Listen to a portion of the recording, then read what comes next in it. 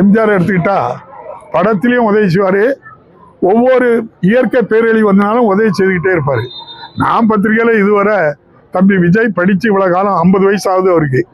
50 வயசுல அங்கிள்னு எல்லாரையும் கூப்பிடுதாரு. உங்களை பார்த்தா எல்லாரும் அங்கிள்கணும், நீர் 50 வயசுல நீர் அங்கிள்னு யாரையும் கூப்பிடுதாரு. அப்போ அந்த உறுதி இருந்துன்னா அதில் இறங்கியிருப்பாங்க, இறக்க இருந்துன்னா உதவி செய்யிருப்பாங்க.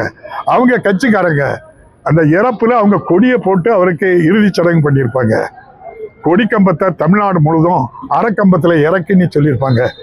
எதுவும் செய்யாததுனால நீங்கள்லாம் என்ன நினைக்கிறது தெரியல, நான் எனக்கு தெரியும் இவரு நினைச்சு கட்சி ஆரம்பிக்கல. இதுவரை சினிமாவில் நடிச்சிருக்காரு, இப்போ அரசியலில் நடிக்க ஒரு தட்ட ஒப்பந்தம் போட்டு அமித்ஷாட்ட அந்த ஒப்பந்தப்படி நடிச்சுட்டு இருக்கிறாரு. அதில் உள்ள நன்மை தீமை யார் தான் பார்த்துக்கிட்டோம்? ஆரம்பிக்க சொன்னவர் தான் பார்த்துக்கணும். அதுக்கு தான் டெல்லிக்கு போறாங்க, அங்கே போறாங்க, பரபரப்பாக இருக்காங்க, அவ்வளோதான். யாருக்காகவும் அஞ்சுற அரசு இல்லை இந்த அரசு. யாரை கண்டு பயப்படக்கூடிய அரசு இல்லை. தலைவர் எப்படி, பெரியார் எப்படி, அண்ணன் எப்படி, கலைஞர் எப்படி, எல்லாருக்கும் உங்களுக்கு தெரியும். ஒரு சம்பவத்தை சொல்றேன். கலைஞர் கைது செய்யப்பட்டார்.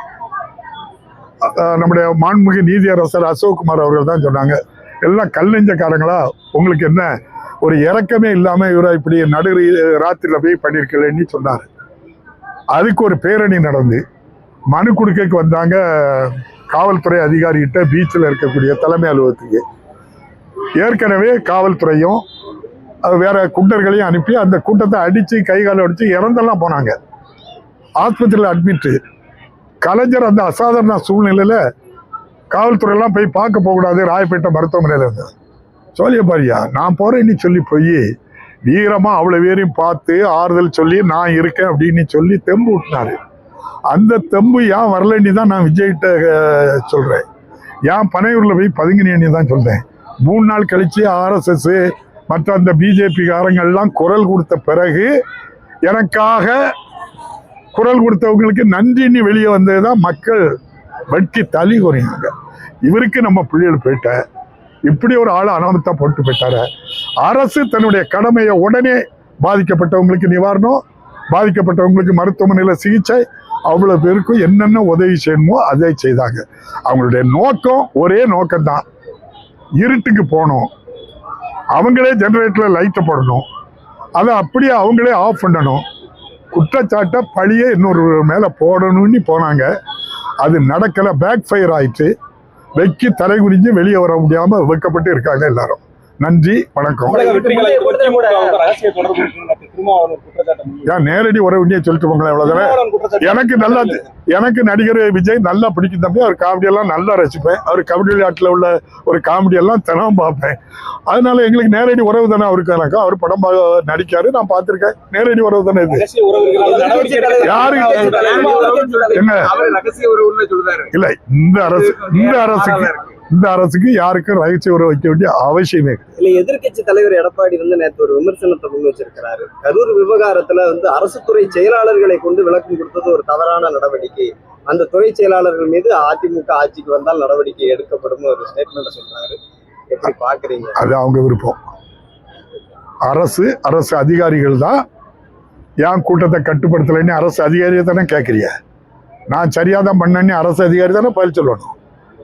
அதை நான் சொன்னோம்னா நீங்க எதுக்கு சொல்லி அவரு சொல்ல முடியாத தானே கேட்பீங்க. அது சரியான நடவடிக்கை தான். இந்த கவர்மெண்ட் சரியா தான் பண்ணிட்டு இருக்கு எல்லாத்தையுமே.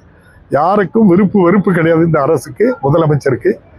யாரு தவறு பண்ணாலும் யாரும் தப்ப முடியாதுன்னு தெரிஞ்சு வச்சுக்கோங்க. நீங்க அவரை இல்ல, நான் அதாவது ஒரு கூட்டங்க நடக்குன்னா அந்த பொறுப்பாளர் யாரு எழுதி கொடுத்து கேட்டாங்களோ அவனை தான் முதல்ல கூப்பிட்டு கேட்பாங்க. அதனுடைய தொடர்ச்சியா என்ன நடந்துப்பாங்க. இப்போ எல்லா வீடியோக்களும் நீங்க வெளியெள்ளி போட்டு கூட்டம் கூடாது இல்லையா? சிறப்பு விருந்தினர் விஜய் வந்ததுனாலதான் இவ்வளவு பெரிய கூட்டம் அப்படிங்கும்போது பிரச்சனை அவரால் தானே போது அவர் மேல நடவடிக்கை எடுக்கணும். அதுதான நியாயம் இல்லையா? அவரு காலதாமதமா வந்திருக்காரு.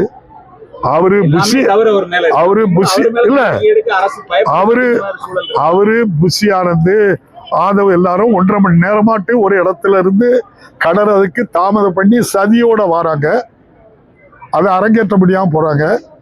7 நிமிடத்துல ஒரு வீடியோ கிடைச்ச உடனே சந்தோஷத்துல போறாங்க.